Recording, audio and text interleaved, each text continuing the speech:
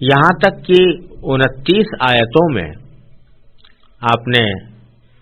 یہ ترتیب ملاحظہ فرمائی ہوگی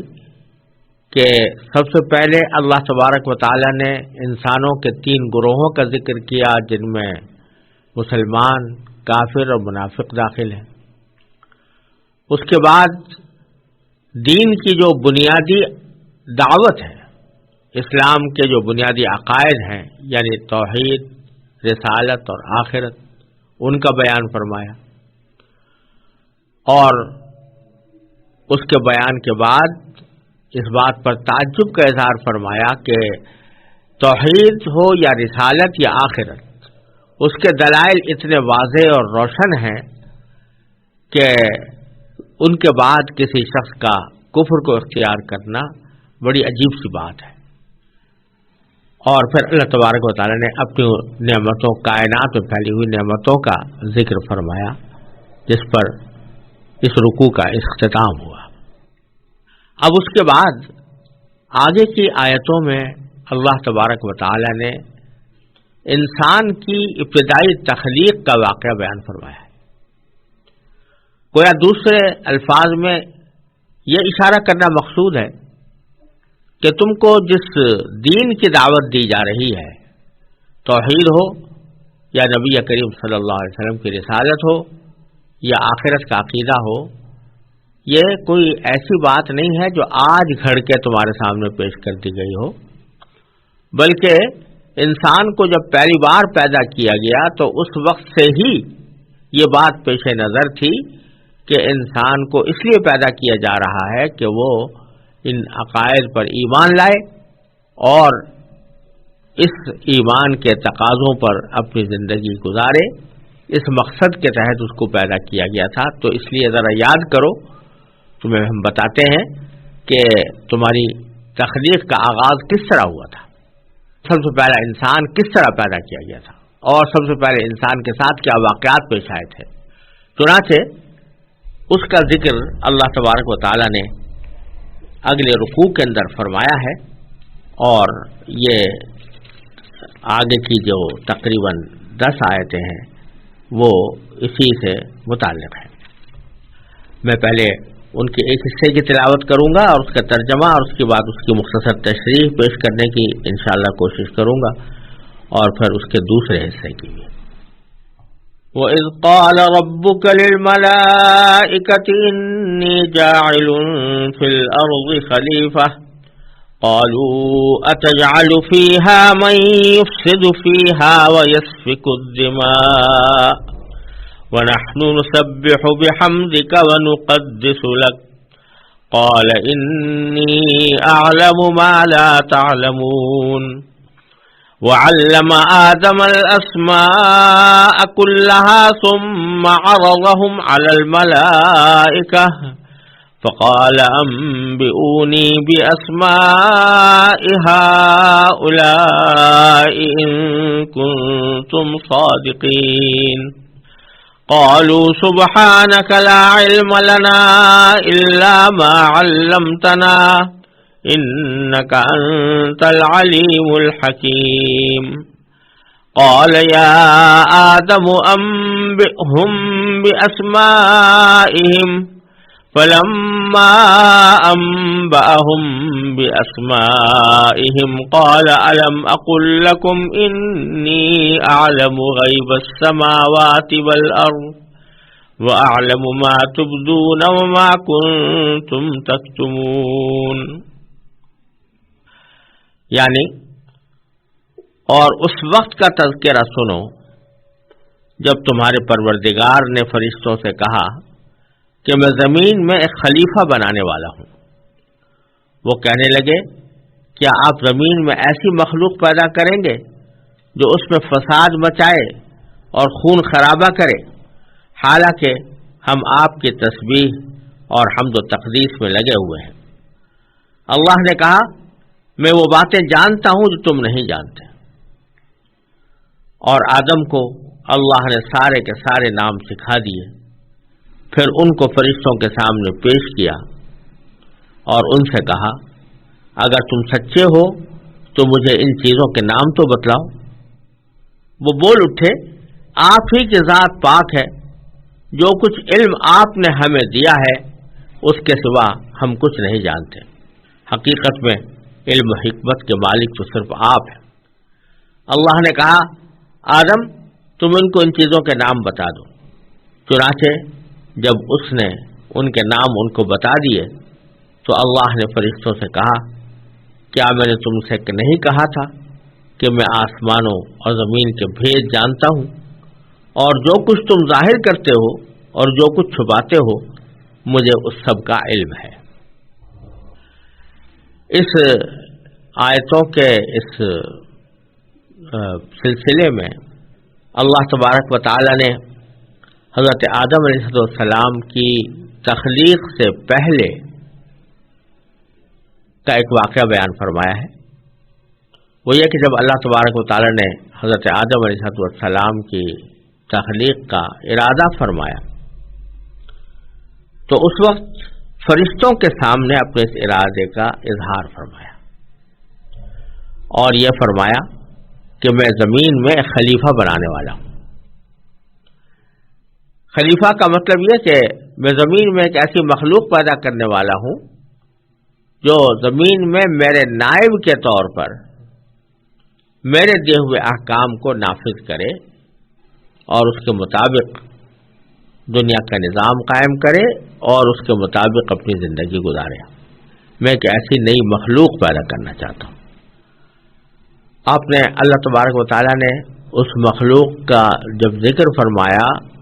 تو یا تو اس کی تفصیل بھی کچھ بیان فرمائی ہوگی یا فرشتے اس کے نتیجے میں یہ بات سمجھ گئے ہوں گے کہ یہ جو نئی مخلوق پیدا ہونے والی ہے یہ خیر اور شر دونوں قسم کی صلاحیتیں رکھتی ہوگی، اس میں اچھائی کی بھی صلاحیت ہوگی اور برائی کی بھی ہوگی۔ دوسری طرف ہم فرشتے جو اب تک اس کائنات میں اللہ تبارک و تعالیٰ کی سب سے بڑی جاندار مخلوق ہے، تو وہ ہم ایسے ہیں کہ ہمیں اللہ تعالیٰ نے بنایا ہی اس طرح ہے کہ نہ اس میں کسی شر کا احتمال ہے نہ کسی فساد کا احتمال ہے۔ ہم تو دن رات اللہ تعالیٰ کی تسبیح و تقدیس میں لگے رہتے ہیں۔ لہذا یہ جو نئی مخلوق پیدا ہو رہی ہے اس کا مطلب کیا ہے، کیوں اس کو پیدا کیا جا رہا ہے، اس واسطے انہوں نے اللہ تبارک و تعالیٰ سے یہ پوچھا۔ یہ پوچھنا بطور اعتراض کے نہیں تھا بلکہ ایک چیز کی حکمت سمجھنے مقصود تھی کہ قالوا اتجعل فیہا من یفسد فیہا ویسفک الدماء، انہوں نے کہا کیا آپ اس میں ایسے مخلوق پیدا کریں گے جو اس میں فساد مچائے اور خون خرابہ کرے۔ یہ جو انہوں نے انسانوں کی تخلیق کے ساتھ فساد مچانے اور خون خرابہ کرنے کا ذکر خاص طور پر کیا، اس کی دو وجہ ہو سکتی ہیں۔ ایک وجہ تو بعض حضرات مفسرین نے یہ بیان فرمائی ہے کہ انسان کی تخلیق سے پہلے اس کائنات میں یا اس زمین پر جنات آباد تھے۔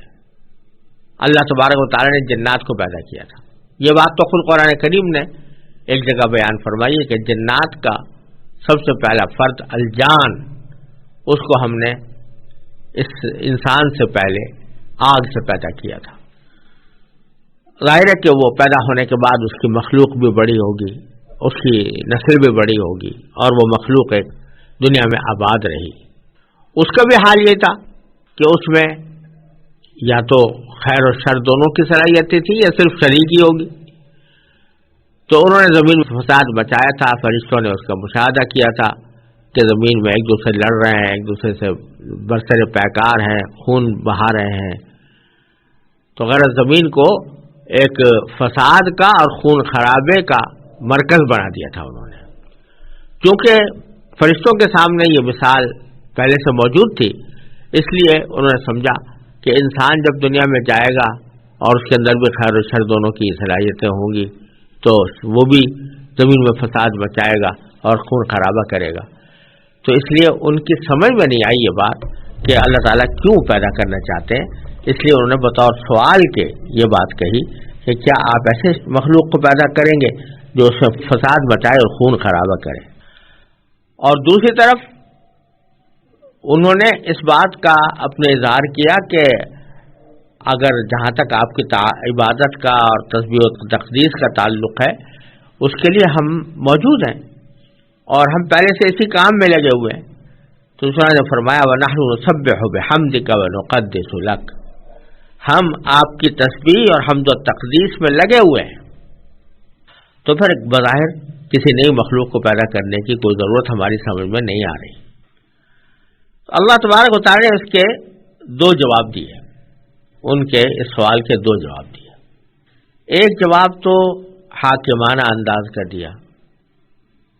فرمایا کہ قال انی اعلم ما لا تعلمون، کہ میں وہ باتیں جانتا ہوں جو تم نہیں جانتے. یعنی میں جس حکمت کے تحت اس نئی مخلوق کو پیدا کر کے زمین میں بھیجنے والا ہوں، اس حکمت کو تم صحیح طور پر سمجھ نہیں سکتے، اس کے بارے میں تمہیں علم نہیں ہے. یہ جواب تو ایک حاکمانہ انداز کا دیا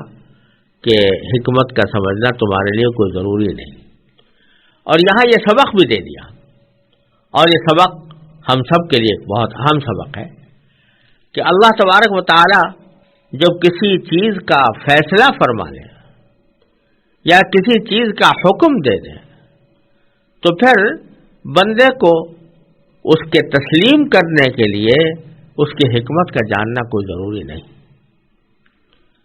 اللہ تعالیٰ کے یقیناً ہر کام میں حکمت ہوتی ہے، ہر کام میں مصلحت ہوتی ہے، لیکن یہ ضروری نہیں کہ ہر انسان کی سمجھ میں وہ حکمت اور مصلحت آ بھی جائے. لہذا اگر اللہ تبارک و تعالیٰ کسی کام کو کرنے کا حکم دے رہے ہیں یا کسی کام سے بچنے کا حکم دے رہے ہیں تو اس کی حکمت اور مصلحت ہماری سمجھ میں آئے یا نہ آئے، ہمیں اس کے آگے سے تسلیم خم کرنا چاہیے اور اس حکم کو ماننا چاہیے، کیونکہ اس کی حکمت اور مصلحت کا سمجھ میں آنا ہمارے لیے ضروری نہیں. بہت سی باتیں ایسی ہیں جو اللہ تعالیٰ اپنی حکمت اور مصلحت سے کرتے ہیں، لیکن ہم جیسی لوگوں کی محدود عقل ان کا حکمت کا یا مصلحت کا احاطہ نہیں کر پاتی. اس واسطے یہ سبق دیا جا رہا ہے کہ تم ہر چیز کی حکمت معلوم کرنے کی فکر میں مت پڑا کرو. اگر نہیں آ رہی تمہاری سمجھ میں تو نہ آئے، لیکن ہمارا جو حکم اور فیصلہ ہے وہ اپنی جگہ ہے، وہ نافذ رہے گا. تو پہلے تو ایک حاکمانہ جواب دیا، پھر آگے ایک عملی جواب دیا کہ جس سے وہ خود یہ سمجھ جائیں کہ اس مخلوق میں اور ہمارے درمیان کیا فرق ہے اور اس کو کیوں پیدا کیا جا رہا ہے. چنانچہ اللہ تبارک و تعالی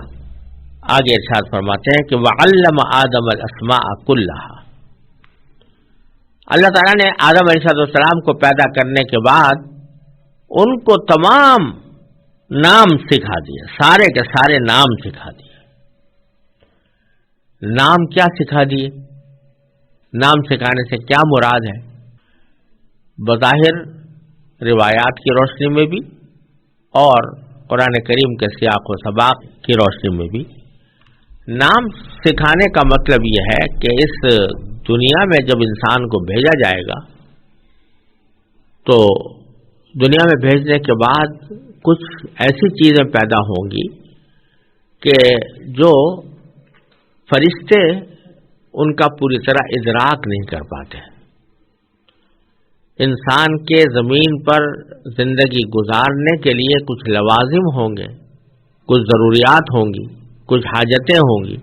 جو انسان کو پیش آئیں گی. ان سب کی تفصیل اللہ تبارک و تعالیٰ نے آدم علیہ السلام کو سکھائی. ان میں سے بہت سی چیزیں ایسی تھیں کہ جن کا تصور ہی فرشتے کر نہیں سکتے تھے، اس لیے کہ ان کی طبیعت میں وہ بات رکھی ہی نہیں گئی. مثال کے طور پر بھوک. اب بھوک فرشتوں کو نہیں لگتی، نہ وہ ان کو ضرورت ہوتی ہے، تو اس بھوک کی کیفیت کو صحیح طرح سمجھ نہیں سکتے. پیاس ہے، یہ انسان کو لگتی ہے، فرشتے کو نہیں لگتی، تو اس کی حقیقت کو فرشتے سمجھ نہیں سکتے. اسی طرح طبیعت اور مزاج کی بہت سی باتیں ایسی ہوتی ہیں جو انسان کی طبیعت میں اور مزاج میں بدیت کی گئی ہے، لیکن فرشتے اس طبیعت اور مزاج کو نہ سمجھ سکتے ہیں اور نہ وہ طبیعت اور مزاج ان کے اندر موجود ہوتا ہے۔ اسی طرح انسان کے استعمال کی بہت ساری چیزیں ایسی ہیں جو دنیا کے اندر وہ استعمال کرتا ہے اور اس سے نفع اٹھاتا ہے، فرشتوں کو ان کی ضرورت نہیں ہوتی۔ تو یہ جو علم عطا کیا گیا آدم علیہ السلام کو، علم آدم الاسماء کلھا، اس کے معنی یہ کہ زمین کے اندر جتنی چیزیں پیدا ہونے والی تھیں اور جن کی انسان کو ضرورت پڑ سکتی تھی، ان چیزوں کے نام، ان کی خاصیتیں اور ان سے پیدا ہونے والی کیفیات اور ان کے نتائج، یہ سارا کا سارا علم اللہ تبارک و تعالی نے حضرت آدم علیہ السلام کو عطا فرمایا، جو اس کائنات کے پہلے انسان تھے۔ کیونکہ پہلے انسان تھے اس لیے ان کو سارا یہ علم عطا کر دیا گیا۔ اور یہ بھی کسی دلیل سے ثابت نہیں ہے، بلکہ دلائل سے یہی معلوم ہوتا ہے کہ جس وقت آدم علیہ السلام کو یہ اسماء کا یہ علم دیا جا رہا تھا، یعنی اشیاء کی خاصیتوں کا علم، ان کے ناموں کا علم، طبائع مزاجوں کا علم، کیفیات کا علم، جس وقت یہ علم حضرت آدم علیہ السلام کو دیا جا رہا تھا یا سکھایا جا رہا تھا، اس وقت میں فرشتے موجود تھے، وہ بھی سن رہے تھے۔ لیکن چونکہ انسان کی طبیعت اور مزاج ان چیزوں کو سمجھ سکتا تھا، اللہ تعالیٰ نے اس کا مزاج، اس کی طبیعت، اس کی فہم ایسی بنائی کہ اس کی وجہ سے وہ ان باتوں کو سمجھ سکتا تھا اور یاد بھی کر سکتا تھا۔ لیکن فرشتوں کی طبیعت اور مزاج بالکل مختلف ہے، وہ ان باتوں کو نہ سمجھ سکتے ہیں نہ اس کا تصور کر سکتے ہیں۔ تو اگرچہ وہ تعلیم کے وقت میں وہ بھی موجود تھے، لیکن وہ نہ اس کو پوری طرح سمجھ پائے، نہ ان کو یاد رکھ پائے اور نہ ان کو ہضم کر پائے۔ تو اس لیے اللہ تبارک و تعالی نے ان کو دکھانے کے لیے یہ کہا کہ ثم عرضهم علی الملائکہ، آدم علیہ السلام کو سارے اسماء سکھا دیے اور پھر ان کو ملائکہ پر پیش کیا، فرشتوں کے سامنے پیش کیا اور ان سے کہا فقال انبئونی باسماء ہؤلاء، تم ذرا مجھے بتاؤ ان چیزوں کے نام، یعنی جن چیزوں کے نام ہم نے آدم علیہ السلام کو سکھائے ہیں، اور اس میں پورا علم اسماء داخل ہے جس کی کچھ تھوڑی سی وضاحت میں نے پہلے کی ہے۔ تو یہ علم جو ہم نے ان کو عطا کیا ہے وہی ذرا تم بھی تو دوہرا کے بتاؤ، ہاں ان کے نام تو ہمیں بتاؤ۔ ان کنتم صادقین، اگر تم سچے ہو۔ یہاں سوال یہ پیدا ہوتا ہے کہ سچ اور جھوٹ تو اس جگہ ہوتا ہے جہاں پر کہ کوئی شخص کوئی بات کوئی واقعہ بتا رہا ہو تو اس واقعے کے بارے میں کہا جا سکتا ہے کہ یہ سچا ہے یا جھوٹا ہے۔ آئندہ کی کوئی خبر دے رہا ہو تو اس کے بارے میں کہا جا سکتا ہے کہ یہ سچا ہے جھوٹا ہے۔ فرشتوں نے تو صرف ایک سوال کیا تھا کہ کیا آپ ایسے شخص کو پیدا کر رہے ہیں جو زمین میں فساد مچائے گا اور خون خرابہ کرے گا۔ در حقیقت مقصود اعتراض نہیں تھا بلکہ سوال تھا کہ اس کی حکمت کیا ہے۔ تو اس میں سچے یا جھوٹے ہونے کا بظاہر سوال پیدا نہیں ہونا چاہیے، لیکن اللہ تبارک و تعالیٰ فرماتے ہیں اگر تم سچے ہو تو ان چیزوں کے نام بتاؤ۔ وجہ اس کی یہ ہے کہ اگرچہ انہوں نے کوئی لفظوں میں دعویٰ نہیں کیا تھا یا لفظوں میں کوئی ایسا واقعہ بیان نہیں کیا تھا یا پیشین گوئی نہیں کی تھی لفظوں میں کہ جس کو واقعتاً پیشین گوئی کہا جا سکے یا جس کو کوئی دعویٰ کہا جا سکے، لیکن بہرحال ان کے اس جملے میں یہ دعویٰ پنہا تھا، یعنی دعویٰ ایک اندر سے موجود تھا، اندر سے ان کے پس منظر میں موجود تھا۔ وہ دعویٰ یہ کہ ہم چونکہ دن رات اللہ تعالیٰ کی تخصیص و تحمید میں لگے ہوئے ہیں تو اس واسطے ساری مخلوقات میں ہم ہی افضل ہیں۔ بعض روایتوں میں بھی آتا ہے کہ بعض فرشتے یہ کہا کرتے تھے کہ اب اللہ تعالیٰ ہم سے بڑھ کر کوئی اور افضل مخلوق پیدا نہیں کرے گا۔ اس طرح کی باتیں ملائکہ میں فرشتوں میں ہوتی رہتی تھی۔ تو کیونکہ ان کے سوال میں یہ دعویٰ پنہا تھا کہ وہ افضل ترین مخلوق ہیں، اس لیے اللہ تعالیٰ نے فرمایا اگر تم اس دعوے میں سچے ہو تو ذرا ان چیزوں کے نام تو بتاؤ جو میں نے آدم کو سکھائی ہیں، ان کے نام بتاؤ۔ تو انہوں نے جواب میں کہا قالوا سبحانک، اے اللہ ہم آپ کی پاکی بیان کرتے ہیں، پاک ہے آپ کی ذات، لا علم لنا الا ما علمتنا، ہمیں تو کوئی اور علم ہے نہیں سوائے ان باتوں کے جو آپ نے ہمیں سکھا دیا۔ یعنی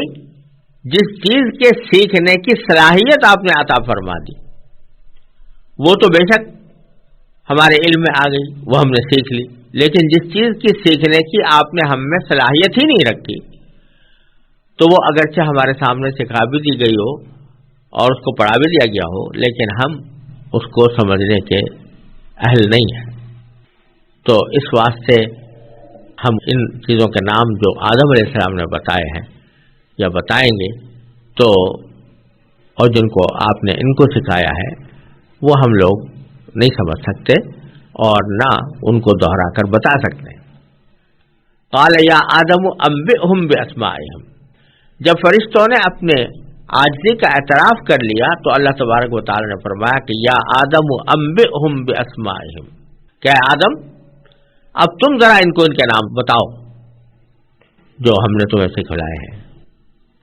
فلما انبأہم باسمائہم، پھر جب آدم علیہ السلام نے ان کو ان چیزوں کے نام سکھائے یا بتائے، قال، تو اللہ تعالی نے فرمایا الم اقل لکم، کیا میں نے تم سے نہیں کہا تھا انی اعلم غیب السماوات والارض، کہ میں آسمانوں اور زمین کی ساری پوشیدہ چیزوں سے واقف ہوں، اس کو جانتا ہوں، ان کے سارے بھید جانتا ہوں، وَأَعْلَمُ مَا تُبْدُونَ وَمَا كُنْتُمْ تَكْتُمُونَ، اور وہ بھی جانتا ہوں جو تم ظاہر کرتے ہو اور وہ بھی جانتا ہوں جو تم چھپاتے ہو۔ یعنی ان کے سوال کے اندر جو ایک دعویٰ چھپا ہوا تھا اس کی طرف اشارہ ہے کہ میں اس دعوے کو بھی جانتا ہوں جو تمہارے اس قول میں چھپا ہوا ہے کہ تم اپنے آپ کو سب سے زیادہ افضل مخلوق سمجھتے ہو، تو یہ تمہارا دعویٰ میں جانتا ہوں اور مجھے سارے آسمان و زمین کے بھیدوں کا بھی علم ہے۔ تو اب تمہاری بات یہ سمجھ میں آ جانی چاہیے کہ ایک نئی مخلوق میں کیوں پیدا کر رہا ہوں۔ خلاصہ اس جواب کا، اس عملی جواب کا یہ ہے کہ فرشتوں سے گویا یہ کہا جا رہا ہے کہ تم کو تو میں نے اس طرح پیدا کیا ہے کہ تمہارے اندر معصیت کا، گناہ کا کوئی تصور ہی نہیں ہے، تمہیں بھوک نہیں لگتی، تمہیں پیاس نہیں لگتی، تمہارے دلوں میں کوئی ناجائز خواہش پیدا نہیں ہوتی، تمہارے دلوں میں کبھی گناہ کا تصور بھی پیدا نہیں ہوتا، میں نے تو تمہیں بنایا اس طرح کا ہوا۔ اب میں ایک ایسی مخلوق بنانا چاہتا ہوں جس میں بھلائی کا جذبہ بھی ہوگا اور برائی کا جذبہ بھی ہوگا، نیک کام کرنے کا داعیہ بھی ہوگا اور برے کام کرنے کا داعیہ بھی ہوگا۔ کبھی اس کے اندر نیکی کے تقاضے ابھریں گے، کبھی اس کے اندر برائی کے تقاضے ابھریں گے، اور وہ مخلوق جب برائی کے تقاضوں کو میری خوشنودی کی خاطر دبا کر نیکی کے تقاضوں کو غالب کرے گی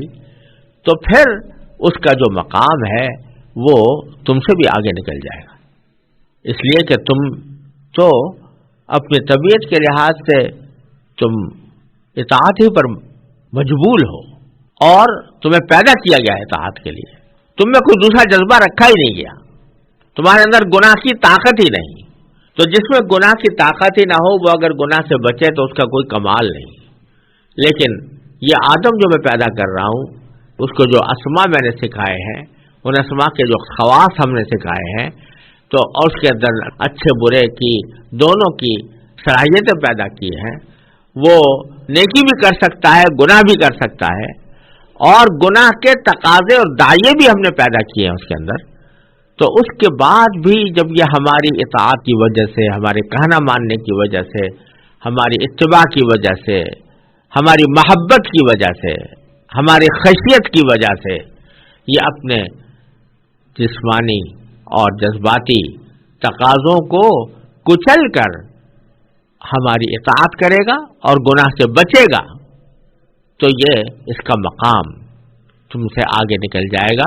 تو یہ فرشتوں سے بھی آگے بڑھ جائے گا. اس وجہ سے ہم اس انسان کو یہاں پر پیدا کر رہے ہیں.